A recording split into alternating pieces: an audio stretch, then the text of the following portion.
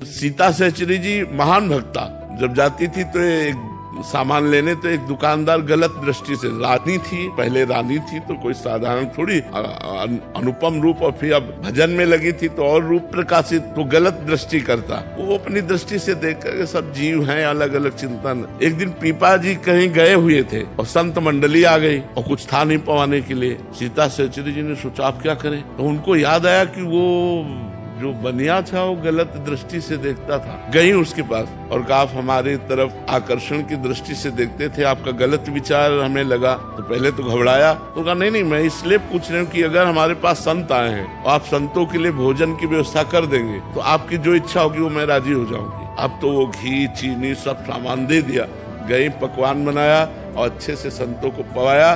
जब संत पा चुके तो उस समय पीपा जी आ गए। पीपा जी ने सीता सहचरी से पूछा हमारे पास तो कुछ था नहीं, संतों को क्या पवाया? तो उनका अपने को बेचकर पीपा जी के आंसू आ गए। उन्होंने कहा धन्य है जो तुम्हारी जैसी हमको मित्र मिली, पत्नी मिली। अब बैठो हमारे कांधे पे, मैं तुम्हें ले चलूंगा उसके पास। और उसकी दुकान के पास गए, उतर गए और कहा जाओ। जे ही हो गई तो चरणों में लौट गया और कान पकड़ा और कहा गलती पड़ी, कभी हम ऐसी गलती दृष्टि से आपकी तरफ, आप जैसे